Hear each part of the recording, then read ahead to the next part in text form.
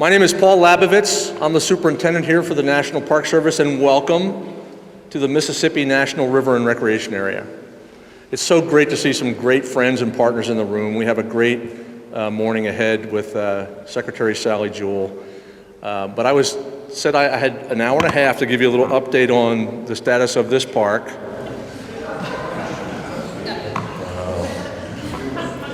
No, how many of you knew that you were coming to visit a national park this morning?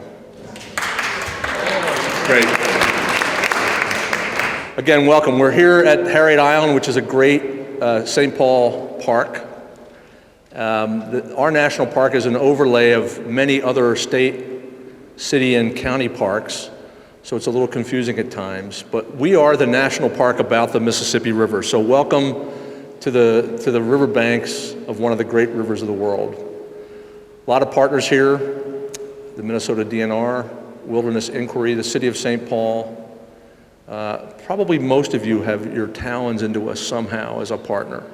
Actually, we have our talons into you as a partner, and that's partnership. We have a lot of fun here, but it's my pleasure to introduce Sally Jewell, the Secretary of the Interior. Sally.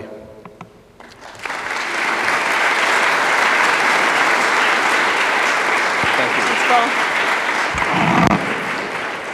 Thank you, Paul, and what a lovely day we have here in St. Paul. It makes me feel right at home as a Seattleite, although I left Seattle just yesterday and it was beautiful and sunny, so it's all right. I'm dressed for a service project. I'm not sure we're going to get out to do the service project, but the mayor pointed out to me that it's really not that wet. If you look at the flood levels to the right of the screen here, you'll see that this is really nothing for St. Paul. Anyway, it's great to be here. Thank you, Paul.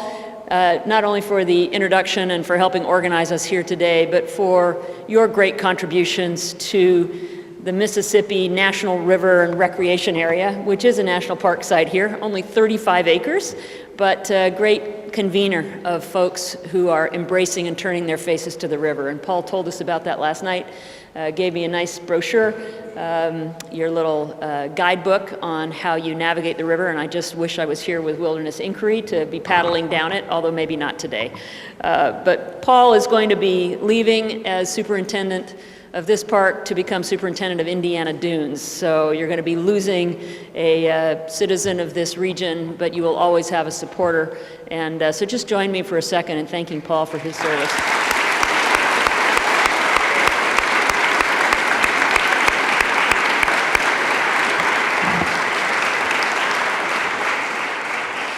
I also want to say that I'm coming from the private sector, as all of you know, 35 years in business and now 1 year and a couple weeks in public service.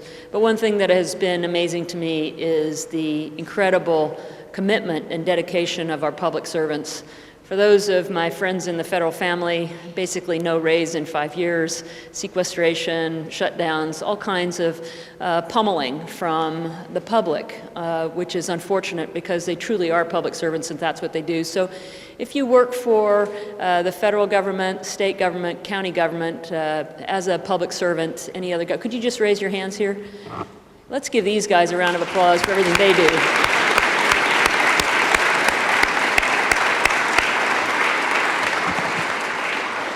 So I just want to acknowledge that public lands and resources and public services are really important. We have a couple of mayors with us today that do a great job within their cities. Mayor Chris Coleman here in St. Paul, Mayor Ralph Becker from Salt Lake City. Thank you guys so much for your service.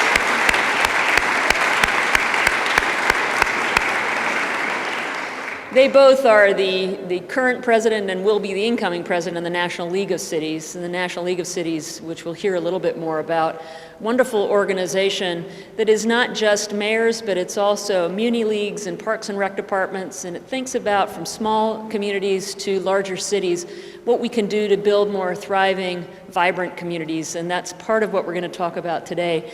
I also am delighted to say hi again to a former Seattleite, someone I knew when I lived in Seattle, who's now the head of all of the YMCA of the USA, and that's Neil Nickel in the bright red coat, who you're going to be hearing from later. But the YMCA, amazing organization, serves millions of children and adults every day to help promote better health, safer, stronger communities, and Neil and I have actually been conspiring together for more than a decade on how the YMCA and my old employer, REI, and folks like my new employer, the Department of the Interior, can work together to connect children with nature and the great outdoors as part of their health. So that's why we're here today, is to sign a Memorandum of Understanding, which we'll be doing here shortly, to say how can cities work together with federal land managers, work together with wonderful organizations like the YMCA to inspire people to play, to learn, to serve, and to work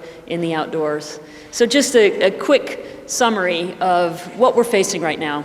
We have a growing number of young people that are more disconnected from nature and the outdoors than ever before.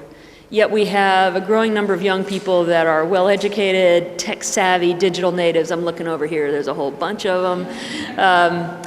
But they've grown up, in many cases, very scheduled, being told what to do by adults, whether it's on the side of a soccer field or in class or in other programs. And little time has been spent, maybe compared to prior generations, in just playing, in connecting with the natural world, in being outdoors in particular. So we have an opportunity to reconnect young people to the natural world so they feel comfortable and safe there, and also competent and secure. We do know that my favorite classroom is the one that has no walls, and that is the great outdoors. So how can we use nature's classroom more effectively? I was here just about maybe 6 months ago with the Minnesota Valley National Wildlife Refuge, collecting seeds with a bunch of elementary school kids, native plants, so they were learning native plants. They had pictures of the seed pods they were collecting, and those young people will never look at seed pods in quite the same way. They know the difference between invasives and natives, and they know that when they collect that milkweed, perhaps the monarch butterfly that relies on that native milkweed will be able to again migrate between Canada and Mexico. Those are the kinds of learning opportunities we have. We were going to go out and plant trees today in a service project with the YMCA. I'm not sure that's going to happen thanks to the weather. Maybe it'll clear up miraculously. But service is a way that we can connect with the natural world and never look at those places in the same way we did before. And so if we had been out doing that, you would never look at the trees we were about to plant in the same way. But that is a way to connect our young people to place in a very powerful way. And of course, work. Many of our young folks today, the millennial generation, have entered the workforce at one of the toughest times to find a job. So we want to create 100,000 jobs in the Department of the Interior for young people over the course of 4 years. And young people that have played and they've learned and they've done service are going to be far more qualified to work and to create a new generation of people like Paul that can be public servants, park rangers, wildlife biologists, scientists that support the great work of the outdoors. So we're signing an MOU today with the National League of Cities to support the 4 pillars of play, learn, serve, and work. The YMCA, Neil will talk about in a minute, incredible partner organization in 10,000 communities across the United States. And I can't think of a better partner to do that with, along with the National League of Cities, which serves so many cities. So we will be providing opportunities to enrich the National League of Cities programs and the YMCA on lands managed by the Department of the Interior. And we've got a few, about 520 million acres onshore. We will be raising the visibility among city leaders, along with the colleagues that are here today, the mayors, on the potential of these programs. And we will be working along with the YMCA to put outdoors on the map for many of the YMCAs. You know, my boss, President Obama, said in his Climate Action Plan speech that we have a moral obligation to the next generation to leave our land, water, and wildlife better than we found it. This will give us a great opportunity to raise awareness on young people to actually fulfill that promise, but also, as President Roosevelt said, to help build the next generation of leaders to carry on stewardship of America's natural resources. So I am delighted to be here to sign this MOU with the National League of Cities and the YMCA. And with that, please join me in a warm welcome for our host city's mayor today, Mayor Chris Coleman of St. Paul.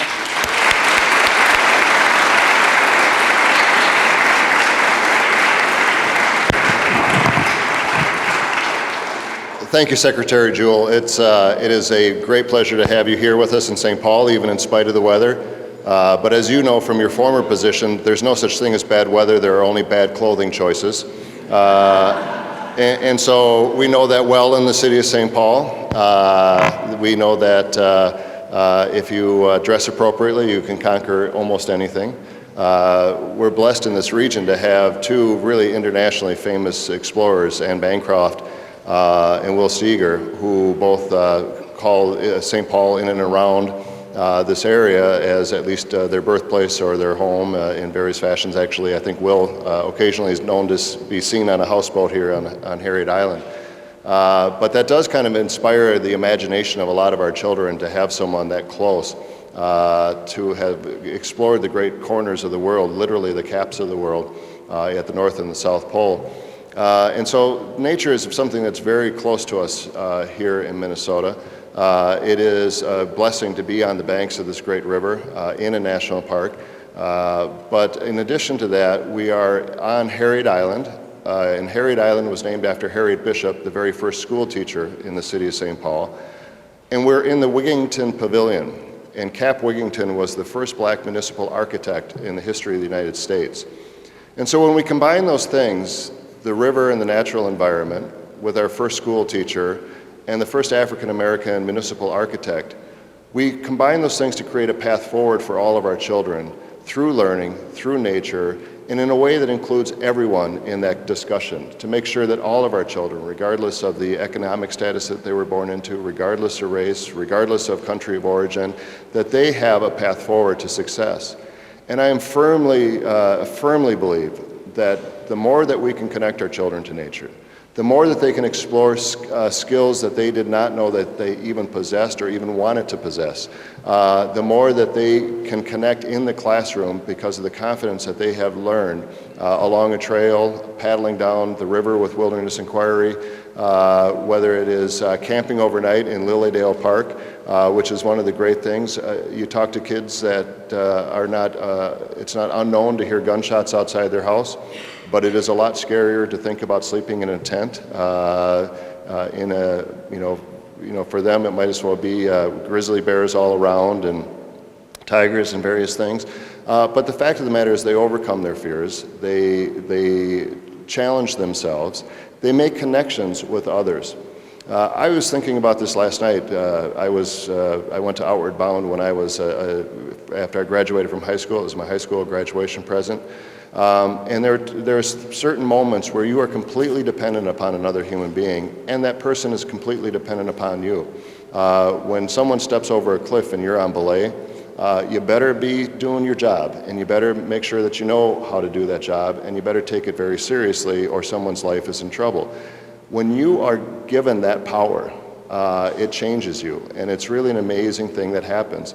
Hiking last year with some kids from St. Paul that we sent out to Glacier National Park, and watching them literally transform as they walked along the course of that trail and overcoming their fears to the point where a section of trail that almost leveled them with fear, they were skipping over an hour or two later and had to be reminded to hold on to the guy wire.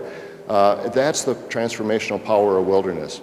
And so this is about academic success. It is about what happens in the classroom, but it is about the things that are happening in the rest of that child's life to support what happens in the classroom and to make the classroom experience that much stronger because they have built confidence and skill sets outside the classroom to really succeed.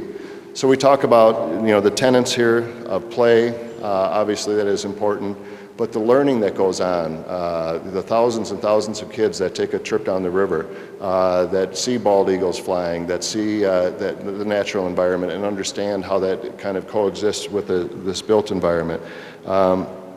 The service learning that happens here is really, truly amazing. We have thousands of volunteers that come and plant trees and get rid of buckthorn and do all kinds of things.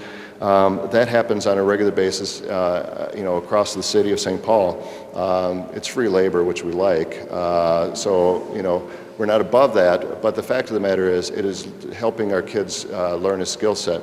And then ultimately, as you suggested, working, whether that's with the National Park Service, which, by the way, Farrell has made much cooler with his hat. So kids that may have not have considered it previously are now thinking about, wow, I could get a hat like that. So these things happen. And so when Wilderness Inquiry and folks from the Children's and Nature Network came to me and said, you know, can we do something with your position as president of the National League of Cities to help get kids outdoors? And then reaching out to the Department of Interior and your staff, who was just so gracious and so great helping us form this partnership, we're just very appreciative of it. Because we're going to hear just a minute from Mayor Becker from Salt Lake City, who is literally miles away from some of the greatest wilderness in this country, and talking about, you know, reaching out in Salt Lake to get kids out into that wilderness. We know that if we can build that network, if we can help other cities across the country, it's not necessarily about going out to Glacier National Park. It's not necessarily about going up to the Boundary Waters canoe area. It is about experiencing nature in our backyard and what that can do. And if that leads ultimately to, you know, exploring the polar caps like Anne Bancroft or Will Steger, that's a pretty great thing. But ultimately, I know that when we get those kids connected to nature, they will be better citizens, they will be better students, and their path forward will be much brighter. And so thank you so much for your partnership. Thank you to all the partners here that are making this possible. And a person who truly understands this mission and work and is as passionate about this, I think, as you are, Secretary, and as I am, is the great mayor of the city of Salt Lake, Ralph Becker.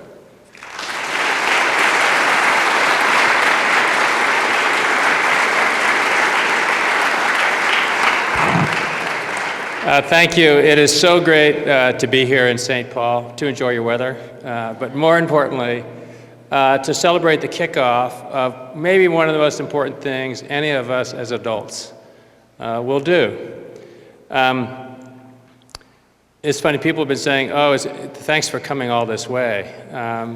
And Dave Everett, my chief of staff, and I, who are here from Salt Lake, when we heard about this, we asked, can we be part of this program? Can we be part of this initiative? For the reasons that we've been talking about. The National League of Cities is an amazing organization in having cities help us become the vital, vibrant places that we are, to help every one of our residents and our businesses and visitors enjoy a high quality of life. And we've been very fortunate with the work of the National League of Cities, and Cliff is here. I can't see you at the moment. There you are. And the work he's done around education to really provide, through the Youth Education and Families Institute, a way for us to help give every child the opportunity that they deserve through education. And some of us have been incredibly fortunate. I certainly was. I had parents who made education the highest priority in our lives, and exposed me to, and my kin to, incredible opportunities, including the opportunity to be outdoors and to have free time. I grew up in Washington, D.C., not exactly a wild environment. But I always gravitated, I always thought to find a way to get into trouble towards the creeks and the woods that were around Washington, the Rock Creek Park area. And what I found was, as I've realized later, is actually keeping me out of trouble and giving me sort of this sense of exploration, of being outside. And like Chris, when I was actually a senior in high school, I went through an outdoor program.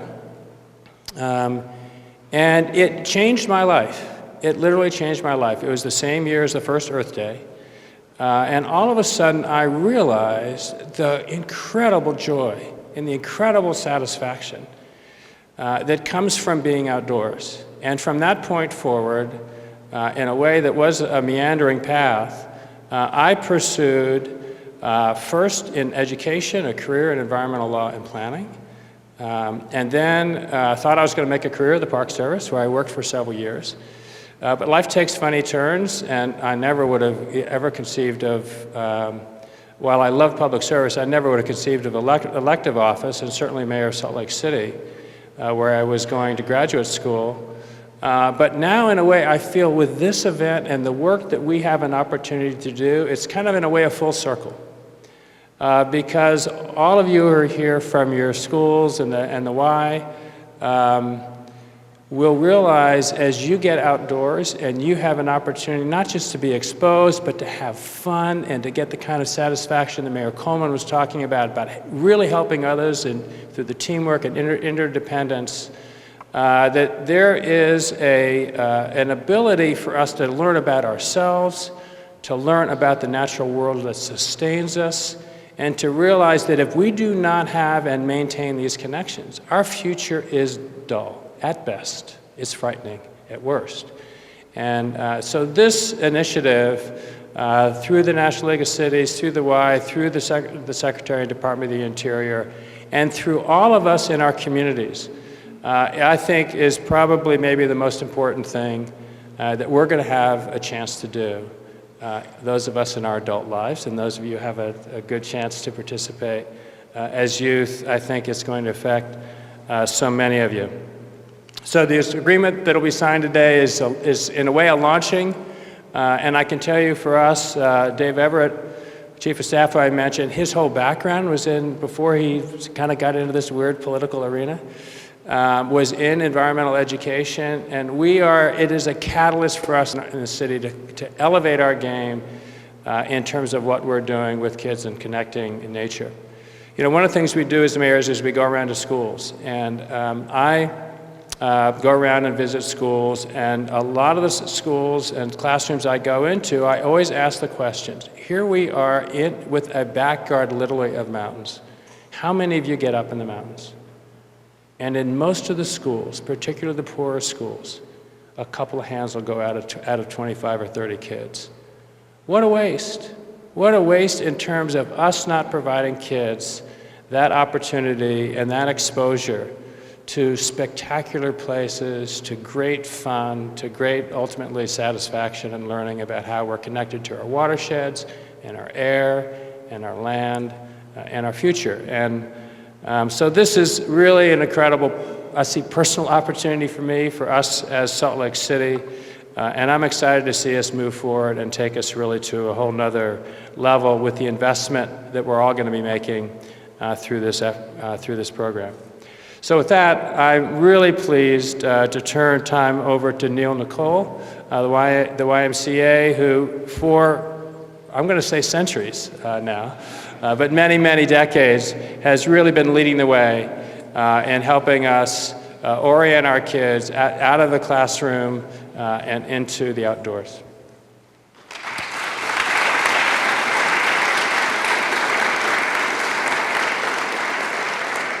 And I'm sure the mayor is referring to centuries of YMCA, not centuries of my tenure with the YMCA. The weather doesn't bother me at all. Any day that somebody gives me excuse to say I'm going to work and put on my REI gear rather than a shirt and tie is a good day. I don't care if it's snowing, raining, windy, whatever it happens. This is perfect from my standpoint. I'd like to thank Secretary Jewell, Mayor Coleman, Mayor Becker, everyone in the Department of the Interior, the National League of Cities, for becoming partners in an effort that's going to make such a significant difference in the lives of so many children.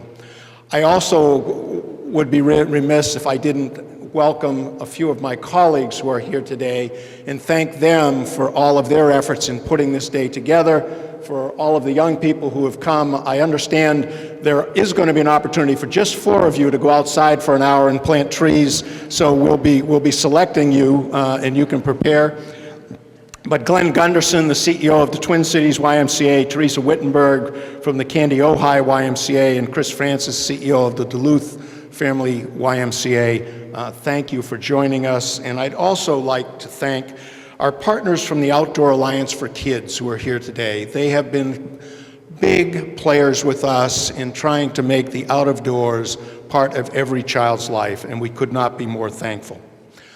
When Secretary Jewell and I started this conversation a couple of months ago around what could we do more with kids and how could we as the YMCA more closely align with her initiatives to get children out of doors, it really became one of those, what I would call Seattle conversations. Those of us who have lived there and feel it's home find that we have a way of just simply connecting on what are common sense partnerships and put the details aside with a commitment we can make this happen. And if we get the right people together with the National League of Cities and our mayors, this should move fairly quickly, and in fact, that has been the case. The Department of Interior both have long traditions of spending time with our children and our families in the out-of-doors, whether it's through parks and parklands or our camps or our outdoor education activities. There's a natural connection. And our tie to the National League of Cities, the same thing in many, many of our communities across the country. It's YMCA's working with mayors in urban centers that are providing the opportunities for young children to experience things they've never experienced in their lives. So obviously, we are very excited whenever we can get access to more land and have more partners to get more kids into experiences where we know it will make a difference in their lives. That works for us because we are a little bit kind of amazed now and again as the academic community and our foundations and educators all are coming to realize how important non-cognitive education is with our children. And in fact, it may be more important than cognitive education and rote learning. And we kind of sit back and say, really? Were you ever a kid? This is how our children learn. They do gain self-esteem, they gain independence, they learn how to work in teams. And so the environment becomes for us a tool as well as a learning center for our children. For us, a classic example, of course, is summer camping and summer outdoors. Our 1,300 YMCA day camps this summer, over 300 summer resident camps, will serve 1.3 million children in the out-of-doors. We appreciate what that tool does, the difference it makes. And so this partnership will expand that opportunity. But there's a second part of it, as our young people learn to serve and give back in their service to communities. We fully understand that for us alone, over 40,000 young people will either be employed or volunteer in summer outdoor programs this summer for YMCA's, working with those 1.8 million children. Many of them are here sitting with us today. The concept of service with the National League of Cities, with the Department of Interior, the Park Service, and others is a concept that is fundamental and unique to our country. The concept of giving back and making it better for others while we learn and grow. And this partnership is going to enhance that and create new opportunities for more people. We also understand that we have to make our cities environments where children can participate and learn. And in doing that, provide efforts where we're working through our Healthier Communities initiatives to open up places where young people can participate in new ways and to change the environments in which our young people are participating. How do we create safe spaces for our kids in city parks? How do we create opportunities for them to get to and from school when they pass through neighborhoods that are unsafe, and if you wear a red jacket, you may have picked the wrong color today? Creating comfort in the out-of-doors and giving children the skills they need to be successful in those environments is part of the benefit that will come from our effort together. But while changing environments and the foundations of engaging people in outdoor activities, more work still needs to be done, and that's what this partnership's about. And that's why we are proud to sign the MOU today that will allow us to greatly expand and work with our partners going forward. I'd leave you with what admittedly is a slightly aged comment, but I think is still relevant today. And it comes from the words of Charles William Eliot, who happened to be the president of Harvard University for 40 years. From 1869 to 1909. And he simply summed up the benefits of outdoor environments and camps this way. He said, "I have a conviction that a few weeks spent in a well-organized summer camp may be of more value educationally than a whole year of formal school work." That was true then. I believe it's still true today. To me, this is what it's all about, helping our kids learn, helping them grow, and allowing them to contribute back to our communities. So I want to introduce you to somebody who really lives this on a day-to-day basis. You're going to hear from Allison Mohan Lucas, who oversees the Beacon program here in the Twin Cities. She's going to tell you her own story of how outdoor experiences shaped her life, and she'll also share the impact of how outdoor experiences are benefiting the youth that she works with every day. When you hear these stories, you'll understand why what we're doing here today is so important, and why this change will have a transformative effect on our nation and our nation's youth. As I introduce Allison, again, we could not be more excited with this opportunity. Working with the National League of Cities, the Department of Interior, all of the departments within Interior, will help us bring together opportunities for young people to get into the out of doors and change their lives' trajectory. Thank you, and Allison, come tell folks how this really works.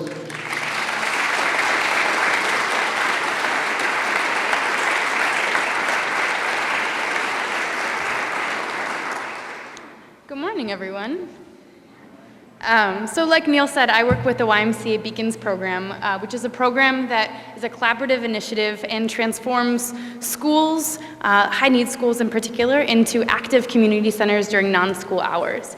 So I've had the opportunity to work with this program, and I'm very excited to have some of my young leaders here with me today. Our program is really based on the foundations of youth voice and youth choice, and we work with young people and partner with them as they develop into leaders.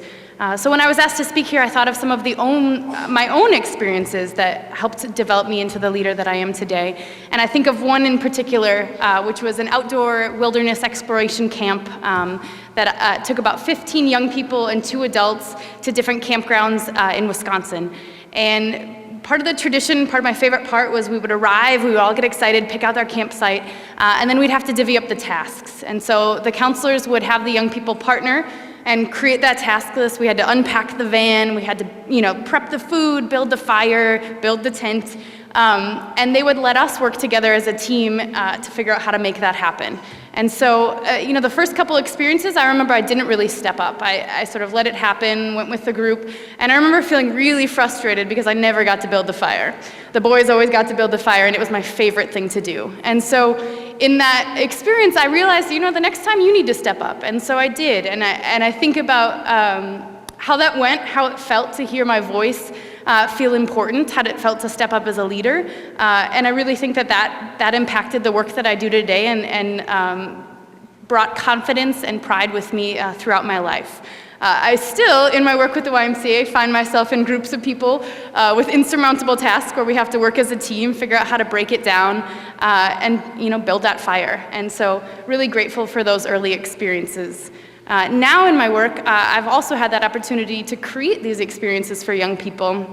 In my first year working with Beacons, I got to take 6 middle school girls to the Boundary Waters. None of them had ever been camping. A few of them had never left Minneapolis, and they were not really excited about it. I had to, kind of use my relationship that I had with them, and they were a little hesitant, but they decided to go. And so we got up to the Boundary Waters, and the first night was really the roughest. They were not excited about the food we had. Eating outside was a big deal, and the constant threat of bugs was an issue. But we kept going, and I saw them really pull together as a team. I saw them ask for help when they needed it, and I saw it get easier. I saw them negotiate the same type of tasks that I had to do as a young person, and saw them really stepping up and developing into young leaders themselves. In fact, they started actually fighting over some of the most challenging tasks, like swimming out into the lake to get water to filter, things that I actually really didn't want to do, so I was excited that they wanted to do that. Other transformations. I saw a young woman who had shared with me she just didn't really like fruit. About halfway through the trip told me she was only going to eat fresh strawberries and blueberries that we were picking there for the rest of the trip. She was done with the other food.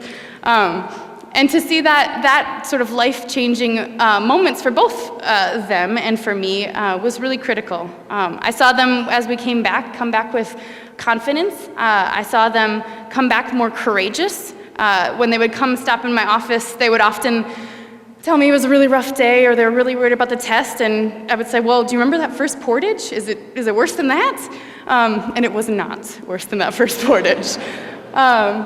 So I'm really, that's just one example of many where I've gotten to share my love of exploration and the outdoors with young people through my work with the YMCA. And I'm really grateful for continued opportunities through this partnership to do so. And I'd like to thank Secretary Jewell and Mayor Coleman and Becker, Neil Nickel, for helping to make these transformational experiences possible and to expand them to more young leaders that will come back and impact our communities. So thank you.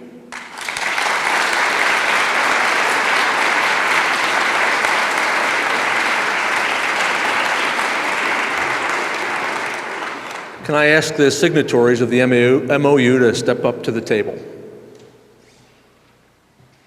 Can I ask the young folks from the Y to come on up? Come on up. If you're wearing a Y t-shirt, come on up here and provide a great backdrop for this event.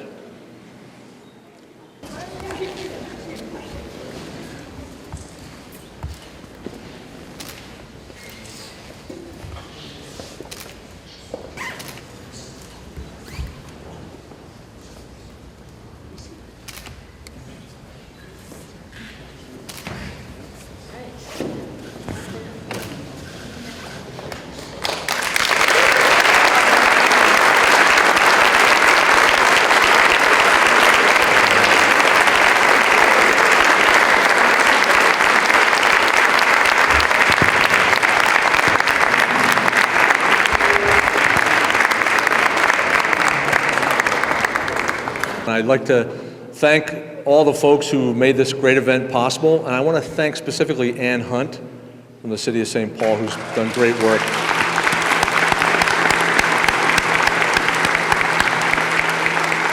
So I think all of us remember the moment we were transformed and wanted to follow this. So I would invite you all as spring and summer come together to join us at the National Park Service and our partners at the Mississippi River Fund and Wilderness Inquiry. Come back and enjoy a urban wilderness canoe adventure and see what over 50,000 Twin Cities kids have experienced to date. We're very proud of our program here and as part of this great national effort. So thanks for coming, and we'll see you in the back of the hall.